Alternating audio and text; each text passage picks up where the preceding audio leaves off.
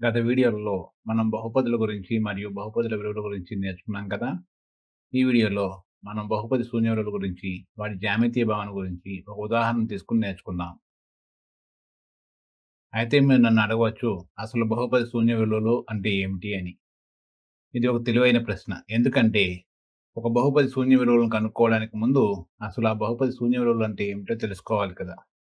ఒక బహుపది Pలో చరరాశి xకు బదులుగా ఏ విలువను ప్రతిక్షేపించినప్పుడు Px 0కి సమానమవుతుందో ఆ విలువలను ఆ బహుపది శూన్య విలువలు అంటాము. ఉదాహరణకు Px 2x - 6 అనుకుందాం. ఇది ఒక బహుపది. ఈ బహుపదిలో x బదులుగా ఏ సంఖ్యను ఉంచినప్పుడు Px 0కి సమానమవుతుంది? ఆలోచించండి. x బదులుగా 3 ఉంచుదాం. ఇప్పుడు x కు బదులుగా 3 ఉంచినప్పుడు ఈ విధంగా Px 0కి సమానం. కాబట్టి x 3 అనేది Px 2x - 6 యొక్క శూన్య విలువ. అయితే మీరు నన్ను అడగవచ్చు, x యొక్క ఏ విలువకు Px 0కి సమానం అవుతుందో మనకు ఎలా తెలుస్తుంది అని. దీనికి ఒక చిన్న చిట్కా ఉంది. మనకిచ్చిన బహుపది 0కి సమానం చేసి వచ్చే సమీకరణాన్ని చరరాశి x యొక్క విలువ కొరకు సాధించాలి. ఇక్కడ 2x - 6ను 0కి సమానం చేసి ఈ విధంగా x కొరకు సాధిస్తే మనకు x 3 వస్తుంది. కాబట్టి 3 ఈ బహుపదికి శూన్య విలువ. మనకు Px అనే ఒక బహుపది ఉందనుకుందాం. అలాగే దాన్ని కారణాంక విభజన చేయగా x - 1 into x + 2 into x - 3 into x + 4 వచ్చిందని అనుకుందాం.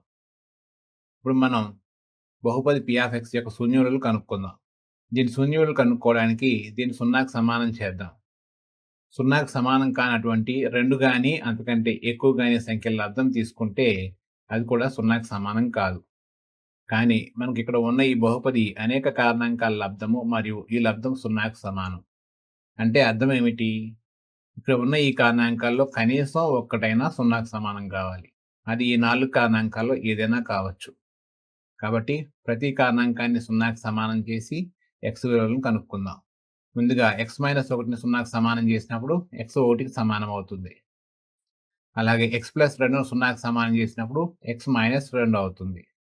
ఇదే విధంగా మిగతా 2 కారణాంకాలను 0కి సమానం చేసి సాధన చేసినప్పుడు x 3కు మరియు -4కు సమానం అవుతుంది.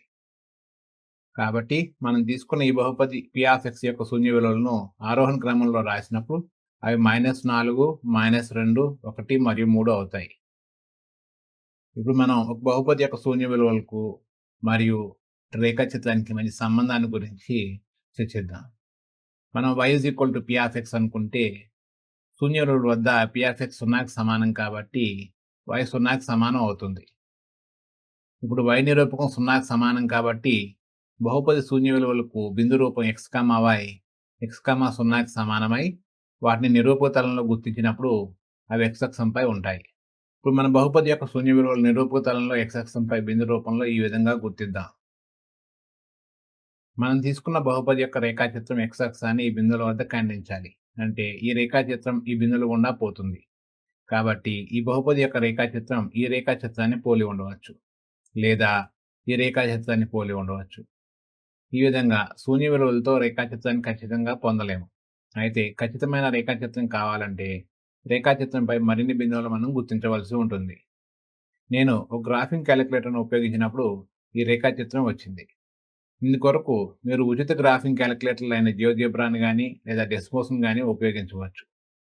ఈ రేఖాచిత్రాన్ని పరిశీలిస్తే ఇది x అక్షాన్ని శూన్య విలువల వద్ద ఖండిస్తోంది. అవునా? ఇప్పుడు మనం ఈ వీడియోలో ఏమి నేర్చుకున్నామో ఒకసారి చూద్దాం. ఒక బహుపది శూన్య విలువలు అంటే ఏమిటి? అలాగే ఆ బహుపది కారణాంకాల లబ్దంగా ఉన్నప్పుడు వాటిని ఎలా కనుక్కోవచ్చో నేర్చుకున్నాం.